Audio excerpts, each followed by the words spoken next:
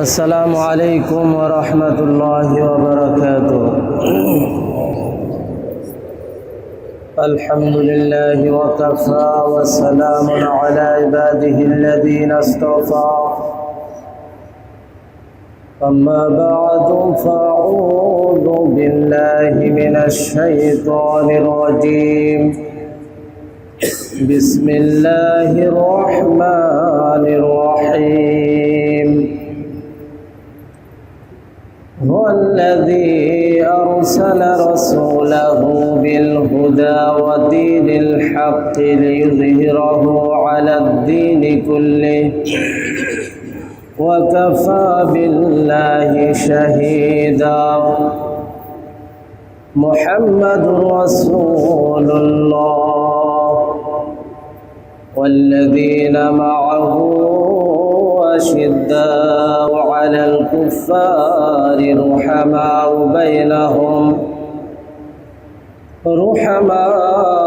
بينهم تراهم ركعا سجدا يبتغون فضلا من الله ورضوانا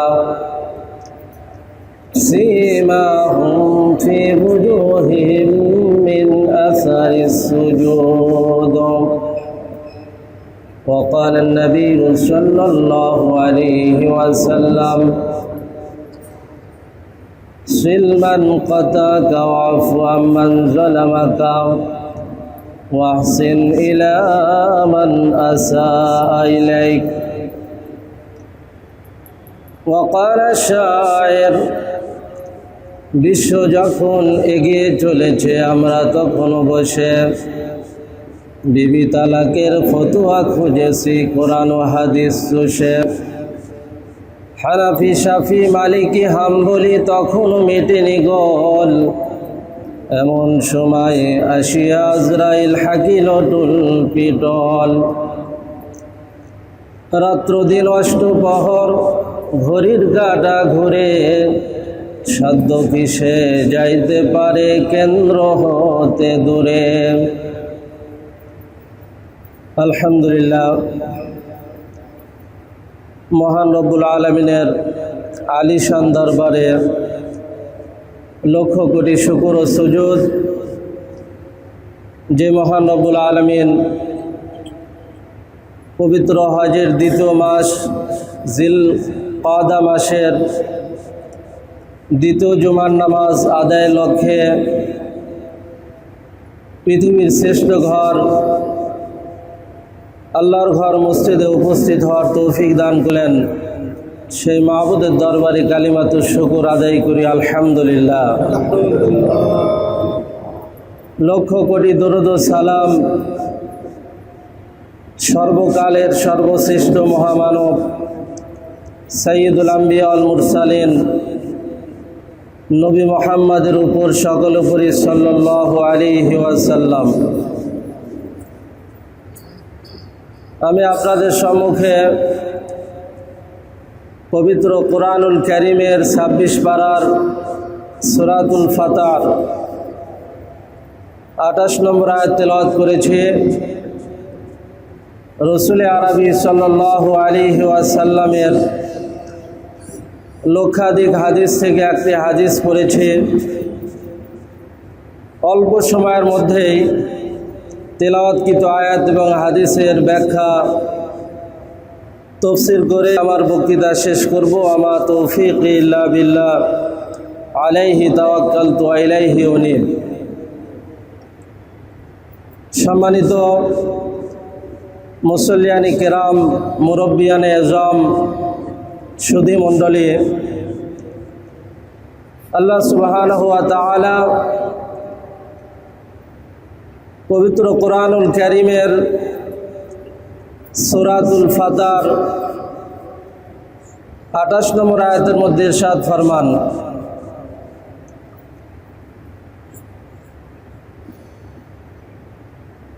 যে আমি আমার আখেরি পয়গম্বর নবী মুহাম্মদ রাসূলুল্লাহ সাল্লাল্লাহু আলাইহি ওয়াসাল্লামকে এই পৃথিবীতে দুইটি জিনিস দিয়ে প্রেরণ করেছিলাম। এক নম্বর হলো সত্য ধর্ম ইসলাম ধর্ম, দ্বিতীয় নম্বর ধর্মগ্রন্থ মহান গ্রন্থ আল কোরআন। এই দুইটি জিনিস দিয়ে আল্লাহ পাক তার আখেরি পয়গম্বরকে এই পৃথিবীতে প্রেরণ করেছিলেন। উদ্দেশ্য হল লিইয়ুযহিরাহু আলাদ দীনি কুল্লি, পৃথিবীর সমস্ত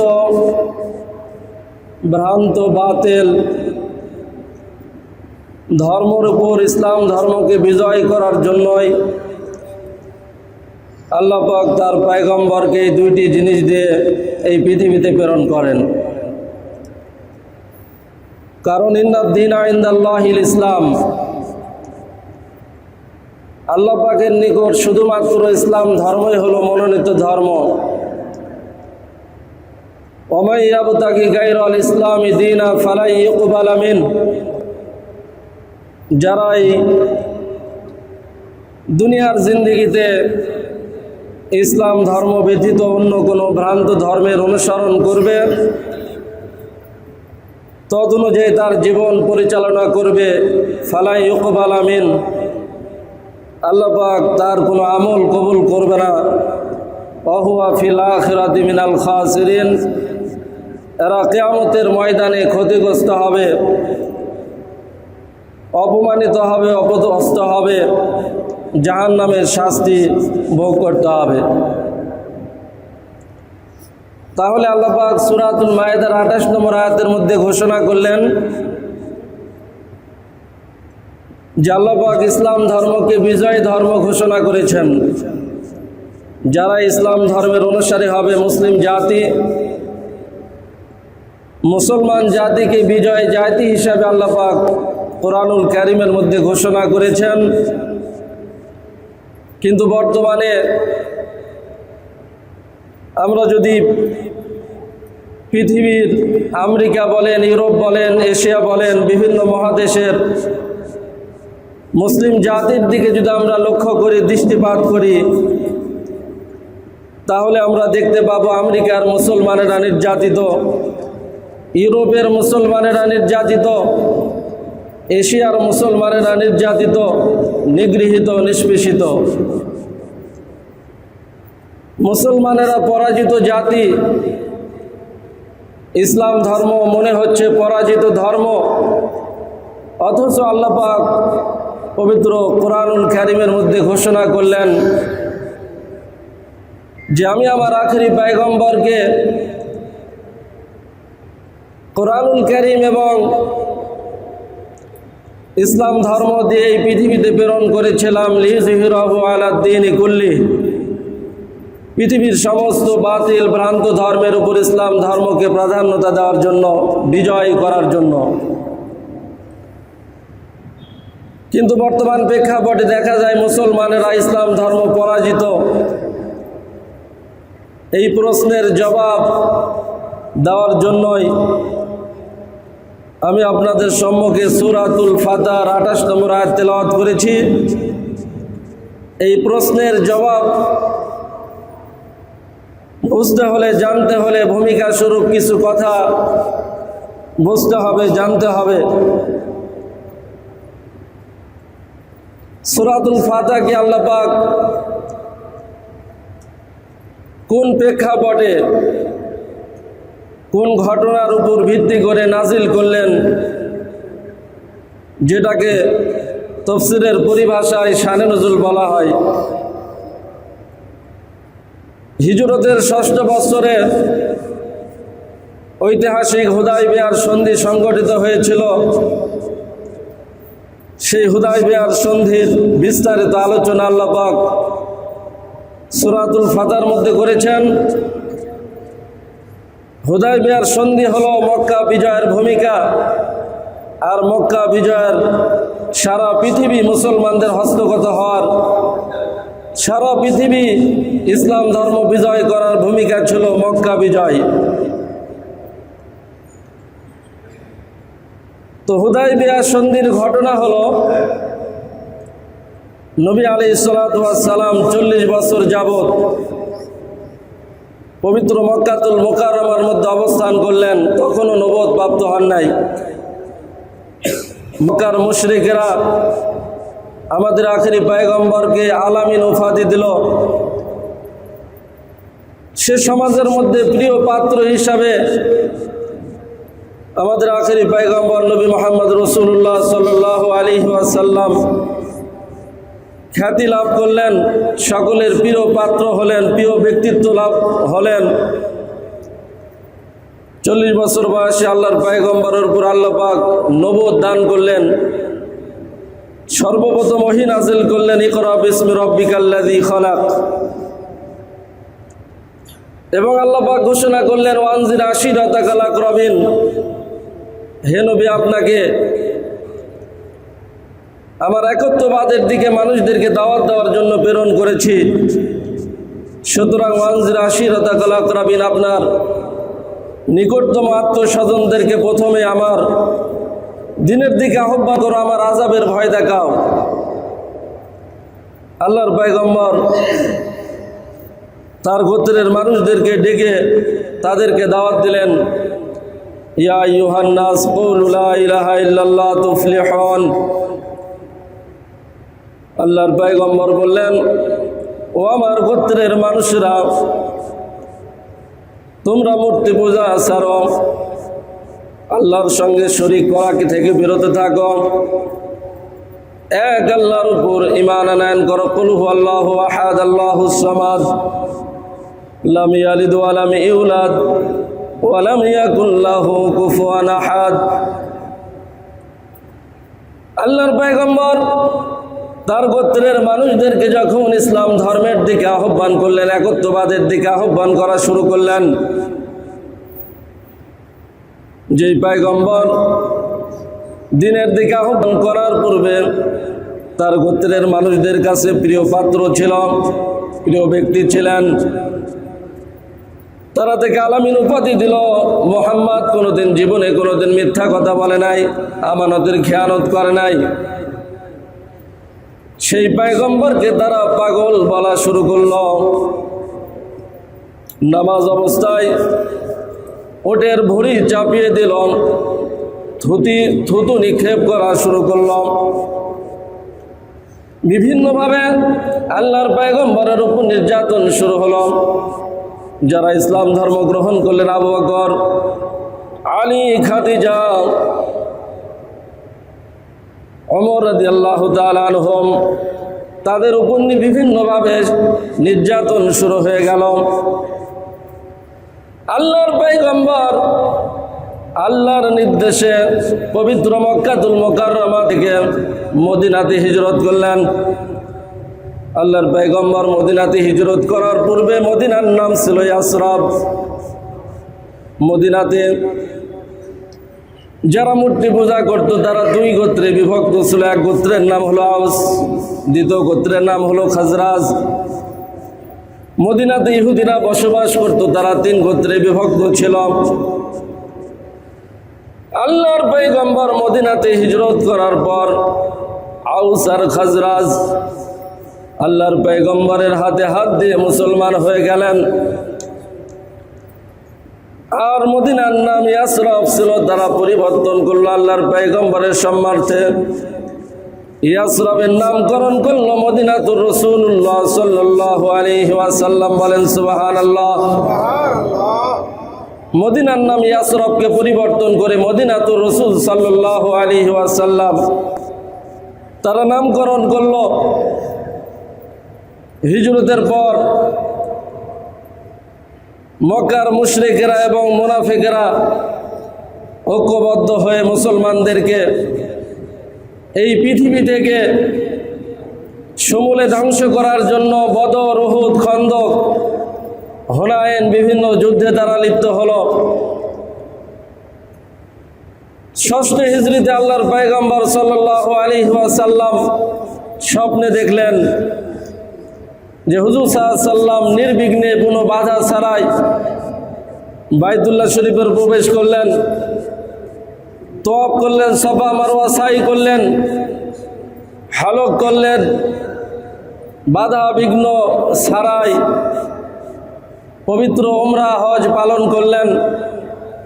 হুজুর সাল্লাল্লাহু আলাইহি ওয়াসাল্লামের অভ্যাস ছিল মদিনাতে ফজরের নামাজ পড়ার পর সালাম ফিরানোর পর মুসল্লির দিকে মুখ করে জিজ্ঞাসা করতেন, তোমরা আজকে কোনো স্বপ্নে দেখেছো কিনা?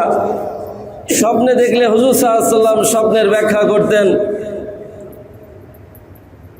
হুজুর পাক সাল্লাল্লাহু আলাইহি ওয়াসাল্লাম হিজরতের ৬ষ্ঠ বছরে ফজরের নামাজ পড়ার পর সাহাবায়ে কেরাম মুসল্লিদেরকে সামনে নিয়ে বললেন, আমি আজকে স্বপ্নে দেখলাম বাধা ছাড়া আমি পবিত্র উমরা হজ পালন করলাম।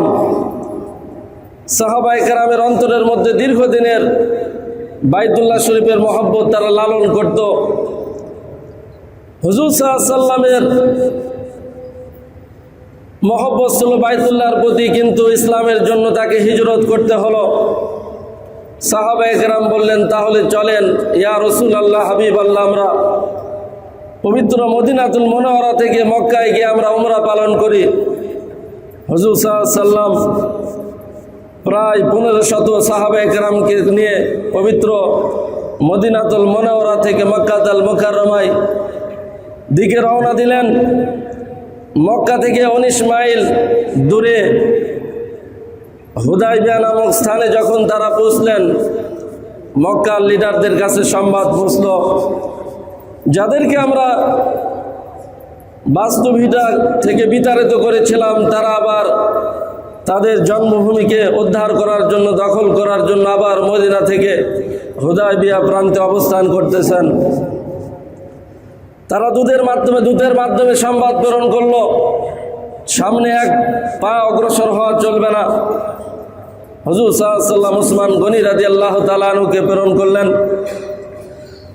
গুজব ছড়িয়ে পড়ল উসমান রাদিয়াল্লাহু তাআলা আনহুকে মক্কার পক্ষ থেকে শাহাদত শহীদ করা হয়েছে। হুজুর সাল্লাল্লাহু আলাইহি ওয়াসাল্লাম 1500 সাহাবায়ে কেরামের হাতে হাত দিয়ে বায়াত করলেন, ঘোষণা করলেন, আমরা উসমানের বদলা নিব, নচেত আমরা সকলে শহীদ হব।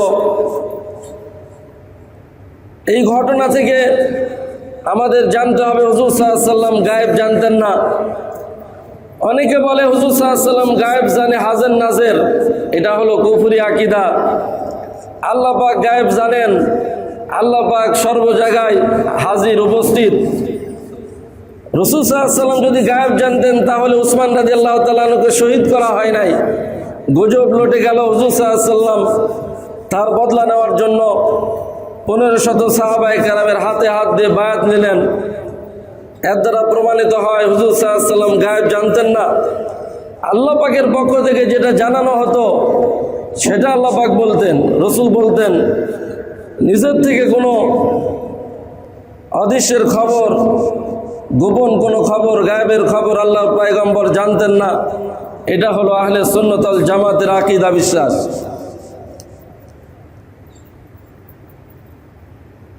কিতাবের মধ্যে লেখে, কিছুক্ষণের মধ্যে মক্কার লিডারেরা উসমান রাদিয়াল্লাহু তাআলা আনহুকে সঙ্গে নিয়ে হুদাইবিয়া প্রান্তে উপস্থিত হল। আল্লাহর পয়গম্বর বললেন, ও মক্কার লিডারেরা, আমরা হুদাইবিয়ার প্রান্তে আমরা সন্ধি করি, চুক্তি করি। মক্কার লিডাররা বলল, ঠিক আছে, আমরা চুক্তিতে আবদ্ধ হব, 10 বছরের জন্য চুক্তি হবে। মক্কার মুশরিকেরা বলল, হুদাইবিয়ার সন্ধি যদি আপনি করতে চান, তাহলে এই বছর আপনাদের হজ করা চলবে না, ইহরাম ভাঙতে হবে। ইহরাম ভেঙে তোমাদের মদিনাতে ফিরে যেতে হবে। আগামী বছর তোমরা উমরা করার জন্য আসবে, সঙ্গে কোনো অস্ত্র নিয়ে আসা চলবে না। আল্লাহর পয়গম্বর ছিলেন উম্মি নবী। পৃথিবীর কোনো শিক্ষকের কাছে, ইউনিভার্সিটিতে, কোনো কলেজ, স্কুলে তিনি লেখাপড়া করেন নাই। এটা আল্লাহর পয়গম্বর সাল্লাল্লাহু আলাইহি ওয়াসাল্লামের জন্য একটা মুজিজা। আল্লাহ পাক তার শিক্ষক ছিলেন, সরাসরি আল্লাহ পাক তাকে শিক্ষা দিতেন। আলী রাদিয়াল্লাহু তাআলা আনহু লেখা জানতেন, তিনি লিখলেন, হাযা মা কাযা আনহু মুহাম্মাদুর রাসূলুল্লাহ সাল্লাল্লাহু আলাইহি ওয়াসাল্লাম। আলী রাদিয়াল্লাহু তাআলা দেখলেন এই হুদায়বিয়ার সন্ধি সংগঠিত হলো মুহাম্মদ রাসূলুল্লাহ সাল্লাল্লাহু আলাইহি ওয়াসাল্লামের সঙ্গে। মক্কার মুশরিকদের লিডারেরা বলল, মুহাম্মদকে যদি আমরা রাসূল হিসাবে বিশ্বাস করি তাহলে তো কোনো দুশমনী থাকে না, দ্বন্দ্ব থাকে না, তাহলে তো আমাদের মধ্যে কোনো যুদ্ধ হয় না। সুতরাং আমরা এই সন্ধিতে, চুক্তিতে আমরা অতক্ষণ পর্যন্ত সই করব না, সিগনেচার করব না, যতক্ষণ পর্যন্ত মুহাম্মাদের পর রাসূলকে কেটে দেওয়া হবে না।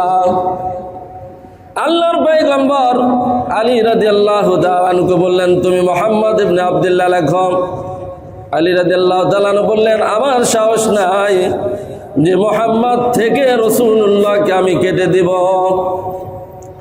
কিতাবের মধ্যে লেখেন, আল্লাহর পয়গম্বর সাল্লাল্লাহু আলাইহি ওয়াসাল্লাম যদিও লেখা জানেন না, সেদিন মুজিজা সংঘটিত হলো। আল্লাহর পয়গম্বর কলম নিলেন আর লিখলেন, হাযা মা কাযা আনহু মুহাম্মদ ইবনে আব্দুল্লাহ। এরপর মক্কার লিডারেরা বলল, যদি 10 বছরের চুক্তি সম্পাদন করতে চাও আর একটা শর্ত সংযোগ করতে হবে। মদিনা থেকে যদি কোনো মুসলমান, মদিনার কোনো মুসলমান যদি মুরতাদ হয়ে মক্কায় ফিরে আসে আমরা আশ্রয় দিব, কিন্তু মক্কার কোনো মুসলমান বেঈমান যদি মুসলমান হয়ে মদিনাতে আশ্রয় গ্রহণ করে আপনাদের জন্য তাদেরকে আশ্রয় দেওয়া যাবে না। হুজুর সাল্লাল্লাহু আলাইহি ওয়াসাল্লাম এই শর্ত মেনে নিলেন। সাহাবায়ে কেরাম রাগান্বিত হলেন। ওমর রাদিয়াল্লাহু তাআলা আনহু রাগান্বিত, গরম মানুষ। ওমরে ফারুক রাদিয়াল্লাহু তাআলা আনহু বললেন, ইয়া রাসূলুল্লাহ, হাবিব আল্লাহ, আপনি কি সত্য নবী? হুজুর সাল্লাল্লাহু আলাইহি ওয়াসাল্লাম বললেন, অবশ্যই আমি সত্য নবী। ওমর রাদিয়াল্লাহু তাআলা আনহু বললেন, যারা আপনাকে বিশ্বাস করে তারা কি সত্য ধর্মের অনুসারী? হুজুর সাল্লাল্লাহু আলাইহি ওয়াসাল্লাম বললেন, অবশ্যই তারা সত্য ধর্মের অনুসারী। আপনি যে স্বপ্নে দেখেছেন বাধা ছাড়া উমরা পালন করতেছেন, এটা কি সত্য স্বপ্ন? হুজুর সাল্লাল্লাহু আলাইহি ওয়াসাল্লাম বলেন, অবশ্যই সত্য স্বপ্ন, কারণ নবীদের স্বপ্ন 100% সত্য। সাধারণ মানুষ যে স্বপ্নে দেখে এই স্বপ্ন 3 প্রকার, একটা স্বপ্নে রহমানি, আর একটা হলো স্বপ্ন শয়তানি, আরেকটি স্বপ্ন হলো খেয়ালি। কিন্তু নবীরা যেগুলো স্বপ্ন দেখে এগুলো 100% সত্য। কিন্তু আমি তো বলি নাই আমি যে স্বপ্নে দেখেছি এই বছরই বাস্তবায়ন হবে, এটা তো বলি নাই। ওমর রাদিয়াল্লাহু তাআলা চুপ হলেন। মদিনার দিকে রওনা দিলেন। সাহাবায়ে কেরাম উমরার ইহরাম বাঁধলেন, হলক করলেন, মদিনার দিকে রওনা দিলেন। রাস্তার মধ্যে আল্লাহ পাক মুসলমানদেরকে, সাহাবায়ে কেরামদেরকে সান্ত্বনা দেওয়ার জন্য 26 পারার সূরাতুল ফাতহ নাজিল করলেন। ইন্না ফাতাহনা লাকা ফাতহাম মুবিনা। আল্লাহ রাব্বুল আলামিন তার হাবিবকে এবং সাহাবায়ে কেরামদেরকে সান্ত্বনা দেওয়ার জন্য সূরাতুল ফাতহর আয়াতগুলো নাজিল করলেন। আল্লাহ পাক বললেন, ইন্না ফাতাহনা লাকা ফাতহাম মুবিনা। হে নবী, আমি আপনার জন্য প্রকাশ্য বিজয় আমি দান করলাম। ওমর রাদিয়াল্লাহু তাআলা আয়াত নাজিল হওয়ার পর বললেন, ইয়া রাসূলুল্লাহ, হাবিব আল্লাহ, আপনি তো মুসলমানদের বিরুদ্ধে সব শর্ত কাফেরদের পক্ষ থেকে আপনি মেনে নিলেন। আবার আল্লাহ পাক আয়াত নাজিল করলেন, এর হুদায়বিয়ার সন্ধির মধ্যে মুসলমানদের বিজয়, এটা কেমন বিজয়? আল্লাহর পয়গম্বর বললেন, ওমর, তোমার বুঝে আসতেছে না, পরে বুঝে আসবে, তুমি শান্ত হও। এরপর আল্লাহ পাক আয়াত নাযিল করলেন, মুহাম্মাদুর রাসূলুল্লাহ ওয়াল্লাযীনা মাহু আশিদ্দাউ আলাল কুফফার রুহামাউ বাইনাহুম।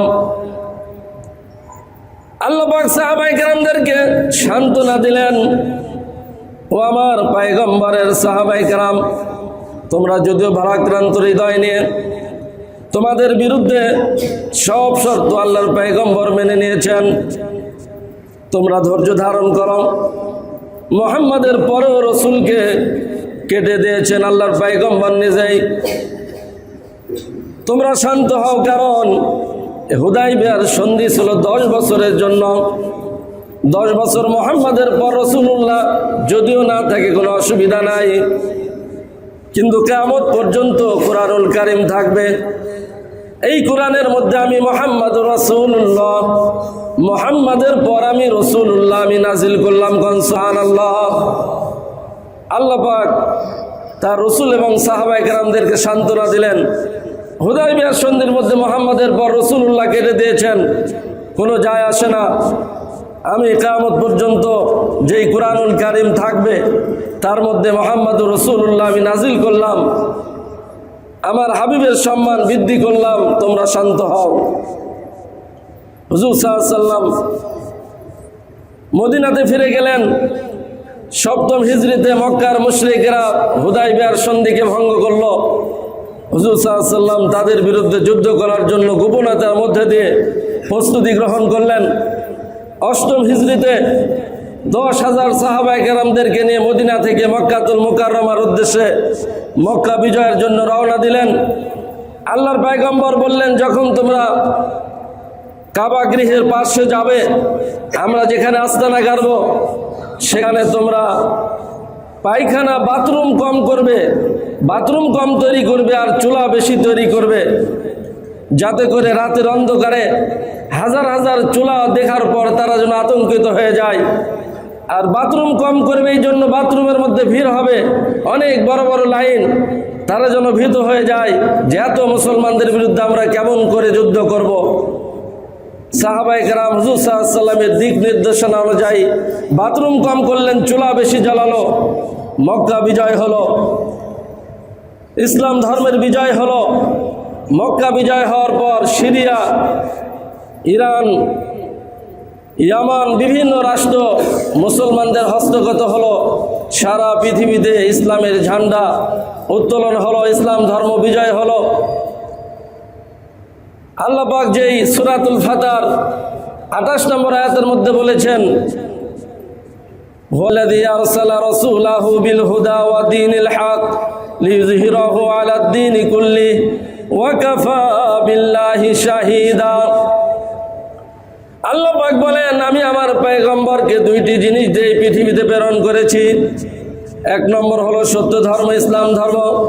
দ্বিতীয় নম্বর হলো মহান গ্রন্থ আল কোরআন। উদ্দেশ্য হলো লিইয়ুযহিরাহু আলাদ দীনি কুল্লিহি, সমস্ত বাতিল ভ্রান্ত ধর্মের উপর ইসলাম ধর্মকে প্রাধান্যতা দেওয়ার জন্য, বিজয়ী করার জন্য। এখানে প্রশ্ন করা হয়েছিল, আল্লাহ পাক ইসলাম ধর্ম মুসলমানদেরকে বিজয় জাতি, বিজয় ধর্ম ঘোষণা করলেন, অথচ বর্তমান জামানায় প্রায় 200 কোটির মতো মুসলমানদের পৃথিবীতে বসবাস। 7 মহাদেশের মধ্যে মুসলমানেরা নির্যাতিত, নিগৃহীত, নিষ্পেষিত। তাহলে আল্লাহ পাক বললেন বিজয় জাতি মুসলমান, বিজয় ধর্ম ইসলাম। আর বর্তমান প্রেক্ষাপটে আমরা উল্টো দেখি, আমরাই পরাজিত, বিধর্মীরাই বিজয়ী। এই প্রশ্নের ব্যাখ্যা দিতে গিয়ে মুফাসসিরে কেরাম লেখেন, হযরতে ইব্রাহিম খলিলুল্লাহ আমাদের পয়গম্বর এই পৃথিবীতে আগমনের 3000 বছর পূর্বে পবিত্র বাইতুল্লাহ শরীফ নির্মাণ করলেন। বাইতুল্লাহ শরীফ নির্মাণ করার পর ইব্রাহিম খলিলুল্লাহ দোয়া করলেন, রব্বানা ওয়াজআলনা মুসলিমাইনি লাকা ওয়া মিন যুররিয়াতিনা উম্মাতাম মুসলিমাতাল লাক। ইব্রাহিম খলিলুল্লাহ আল্লাহর কাছে দোয়া করলেন, মাওলা গো, রব্বানা ওয়াজআলনা মুসলিমাইনি লাক, আপনি আমাদেরকে মুসলমান জাতি হিসাবে কবুল করেন। ওয়া মিন যুররিয়াতিনা উম্মাতাম মুসলিমাতাল লাক, এবং আমার ভবিষ্যৎ সন্তানরা তারাও যেন মুসলমান হিসাবে এই পৃথিবীতে বসবাস করতে পারে। ইব্রাহিম আলাইহিস সালাম দোয়া করলেন, আমি এবং আমার ভবিষ্যৎ সন্তানেরা, প্রজন্মরা যেন তারা মুসলমান হিসাবে এই পৃথিবীতে বসবাস করতে পারে। আর মুসলমানের আবিধানিক অর্থ হলো আত্মসমর্পণ করা। আত্মসমর্পণ করা আল্লাহর হুকুমের কাছে, আল্লাহর হুকুমের কাছে কোনো প্রশ্ন করা চলবে না, কেন আল্লাহ পাক এটা করলেন, এরকম প্রশ্ন করা চলবে না। রসুল আরবি সাল্লাল্লাহু আলাইহি সাল্লাম তার আদর্শ চরিত্র যেভাবে ছিল, এখানে কোনো প্রশ্ন করার অবকাশ নাই। এর নাম হলো মুসলমান। যদি আপনি বলেন ধর্ম অন্ধ, মানা যাবে না, তাহলে আপনি আল্লাহ রসুলের আদর্শে আদর্শবান হতে পারলেন না। আপনি পরাজিত, আপনি মুনাফিক। ইসলাম ধর্মের বিরুদ্ধে কোনো মানুষ যদি কটূক্তি করে, আমাদের রসুল সাল্লাল্লাহু আলাইহি সাল্লামকে নিয়ে ভারতের মধ্যে দুই হিন্দু তারা এরকম কটূক্তি করেছে, অকথ্য ভাষায় গালিগালাজ করেছে, যেটা আমার মুখে উচ্চারণ করা সম্ভব নয়। এগুলো কটূক্তি শোনার পর যদি কোনো মুসলমান বসে থাকে, মিডল ইস্টের সমস্ত মুসলমান কান্ট্রির রাষ্ট্রপ্রধান, সৌদি আরব বলেন, ইরান বলেন, ইয়ামান বলেন, কাতার বলেন, বাহরাইন বলেন, আরব আমিরাত বলেন, মালয়েশিয়া বলেন, ইন্দোনেশিয়া বলেন, যত মুসলিম কান্ট্রি আছে সবাই প্রতিবাদ জানিয়েছে ভারতকে ক্ষমা প্রার্থনা করতে হবে, কেন আমাদের রসুলকে নিয়ে তারা কটূক্তি করলো। এই জন্য যে কোনো সময় যখন ইসলামের বিরুদ্ধে কোনো আঘাত আসে, আমাদের রসুলকে নিয়ে, আল্লাহকে নিয়ে যদি কেউ কটূক্তি করে, এরপর যদি আমার অন্তরের মধ্যে কোনো প্রতিক্রিয়া না আসে, খারাপ না লাগে, ঘৃণা না আসে, তাহলে মুসলমান না, এটা হলো মুনাফিক। মাথায় টুপি জুব্বা পড়ছে কিন্তু তার মধ্যে মুনাফিকি। যেমন মুনাফিক আর আল্লাহ রসুলের সাথে পাগড়ি পরে জুব্বা পরে নামাজ পড়তো আর হুজুরের বিরুদ্ধে ষড়যন্ত্র করতে, এরা হলো মুনাফিক। মুনাফিকরা ইন্নাল মুনাফিকিনা ফিদ দারকিল আসফালি মিনান নার, আল্লাহ পাক বলেন এই সমস্ত মুনাফিকরা এরা জাহান্নামের তলদেশের মধ্যে তাদেরকে শাস্তি দেওয়া হবে। এজন্য ইসলাম ধর্ম বিজয় ধর্ম, ইসলাম ধর্ম যারা কিয়ামত পর্যন্ত লালন পালন করবে, এগুলো মানবে, তারা বিজয়ী জাতি, এটা আল্লাহর ঘোষণা।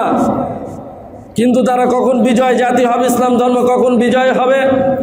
যতক্ষণ পর্যন্ত সাহাবায়ে কেরাম আল্লাহর পয়গম্বর সাল্লাল্লাহু আলাইহি সাল্লাম যে আদর্শের উপর থেকে তারা পৃথিবীর বিভিন্ন রাষ্ট্রকে বিজয় করেছিল, সেই আদর্শের উপর, আল্লাহ রসুলের সুন্নতের উপর, আল্লাহর হুকুমের উপর, আদর্শের উপর যদি কিয়ামত পর্যন্ত মুসলমানেরা কায়েম এবং দায়েম থাকতে পারে, তাহলে মুসলমানেরা সিংহের জাতি, বিজয় জাতি হিসাবে মাথা উঁচু করে পৃথিবীতে বসবাস করতে পারবে। কিন্তু বর্তমান সমাজে, বর্তমান প্রেক্ষাপটে, বর্তমান সময়ে সারা পৃথিবীতে প্রায় 200 কোটির মতো মুসলমান, কিন্তু আমাদের মধ্যে সেই রসুলের আদর্শ, সাহাবায়ে কেরামের আদর্শ, আল্লাহর রঙে রঙিন হওয়া, এরকম মুসলমানদের অভাব।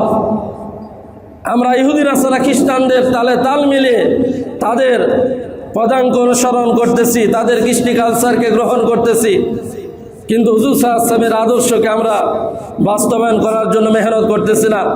এই জন্য আল্লাহ পাক আমাদের সকলকে মৃত্যু পর্যন্ত আল্লাহ রসুল সাহাবায়ে কেরামের আদর্শে আদর্শবান হয়ে বিজয় জাতি হিসাবে মাথা উঁচু করে যেন আমরা দুনিয়াতে বসবাস করতে পারি এবং ঈমান নিয়ে কবরে যেতে পারি। সকলে বলি আল্লাহুম্মা আমিন। ওয়া আখিরু দাওয়ানা আলহামদুলিল্লাহি রাব্বিল আলামিন।